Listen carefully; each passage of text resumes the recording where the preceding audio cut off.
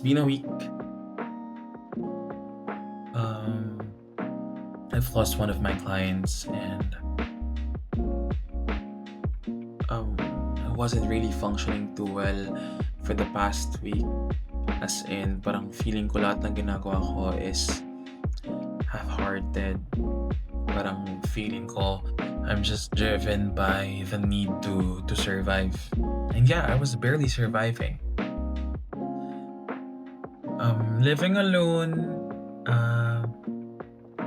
doesn't really mean lonely. Pero may mga times na gano'n.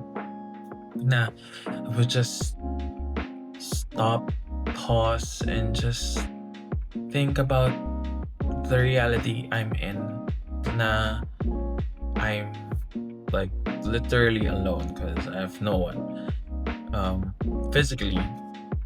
Tapos sometimes I feel like, kasi ako nga, since I have ADHD, I have the tendency to be a really, really good friend to a lot of people na tipong mas uunahin ko yung problema nila kaysa sa akin. And I have the tendency not to tell people that I'm struggling or I'm going through something because I know na it's gonna be a burden to them and I don't want to be a burden.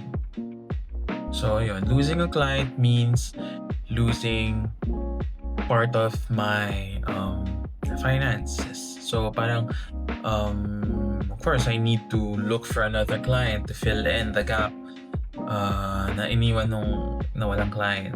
And yeah, while I know that ang dami, well, sa threads kasi nag-post na ako because I was really sad and people told me na when an opportunity closes, one will open. So, and I do believe na ganun nga yung case. Pero yun, alam mo yun guys, parang hindi pa rin naman maalis sa sarili mo na malungkot, maging sobrang di ako functional the entire week. I was just bed rotting. May mga araw lang na kailangan ko lumabas because of a prior commitment. Pero yun, sobrang parang soulless. Parang there's nothing really pushing me to even wake up in the morning na parang feeling ko pagigising ako, ito na naman, gonna be drowning with my thoughts. So, ayun. Pero ngayon naman guys, I'm slowly getting better. Trying to, kasi wala diba? Parang wala namang mangyayari kung hindi ako, alam mo yun, hanap ng reason to move forward. So, ngayon, medyo sobrang wala akong gana kumain ng mga nakaraan. As in, parang puro ininit ko lang mga food na meron dyan sa ref, mga leftovers. Pero ngayon guys, I am craving for Wendy's. So, it's already 1:54 a.m. 24 hours naman yung Wendy's sa may Malolos, kaya samahan niyo akong kumain. Tara! Hindi na ako magpapatay ng aircon. Feeling ko naman saglit lang ako. Guys, nandito ako kay Lafao. Dinaanan ko siya. Naghanap ako ng kadamay. Nakakabisit? Ate, kakahilamos ko lang. Ang tagal-tagal ko nag-intay lang. Magyayaya ka pa talaga. Ang ganda ko kanina, ate. Guys, maganda daw siya. Na-expire na. Wala na, hindi na ngayon. Kanina pa yun. Guys, let's go! Andito na yung kadamay. Visit. Guys, nandito na kami sa Wendy's.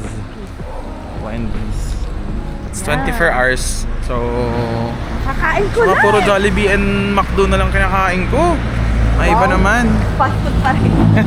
At least, ibig sabihin ko na iba naman siya. What the hell? Guys, let's go. Guys, tingnan niyo yung mga ni Pao. At least may 1K. Parang napulot lang. Napulot lang niya yan. Napulot lang talaga Bigay niya. nga lang sa akin itong totoo. Yung face mask. Pinaglagyan. Malagay yung perang laman. Oo nga Ako nga wala Dapat nga sinabi ko 4K yung Hindi ako natutuwa sa'yo. Ang ganda ko kanina, di ba pinagmamalaki ko pa, ate? Oo, same day edit ka nga Pagka ganun, same day edit, hayop. Hindi na, Abi, ate, May TikTok pa siya. Kaya, Tapos kayo nung ako din nakita ng TikTok. ko lang. Ganda ng outfit ko kanina. Visit ka. Sorry po, available din po pala kami sa ALW. Hindi ko na Oh TikTok yung gosh, outfit that's my ko. favorite. Even spaghetti? Guys, tingnan mo yung face ko. Wala. Guys, parang si ate, parang ayaw niya akong pakainin. Lahat na lang wala. Sorry. Wala. Sige. Oo nga eh, right now. I guess my right now. Ano po yung... Ano pala? So, alis na yung spaghetti. Sorry, ano na naman tira sa akin? Guys, my food came out. Happy Pride came out. Look guys. Been craving for Wendy's for a week now and this is my reward to myself. Kaya huwag niyo akong i-judge kung bakit medyo madami. Dito naman si Pao, tutulungan ako niyan. Mga napapanood ko sa US, yung kumakain sa car na ang laki-laki ng lamig ng rancha. Ang laki ng chicken tenders nila pero sa Pilipinas hindi natin kaya yung ganun kalalaki. Mag-McDo ka daw. Oh. Oh, may sauce. Tama ni ate. And guys, the Philippines could never. Hindi ko naman sinisisi yung Wendy's guys ha. Ito kasi yung... Ewan ko. Kaya ng ekonomiya.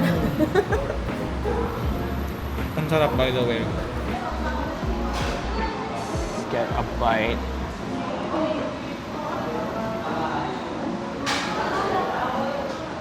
Iba sila ng menu.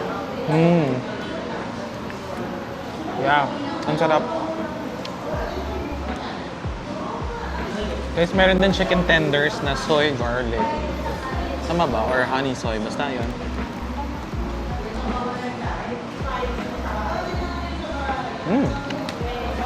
Sarap. Ako, nakalimutan ko na yung laptop. It's been so long.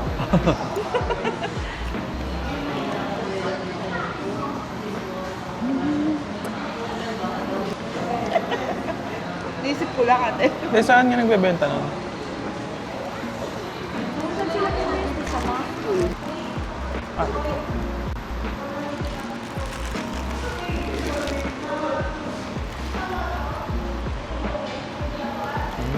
Medyo dry ito. Baka nandito yung sauce sa gilid.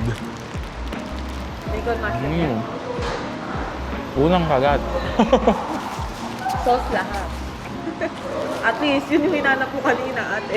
Nandun sa gilid lahat.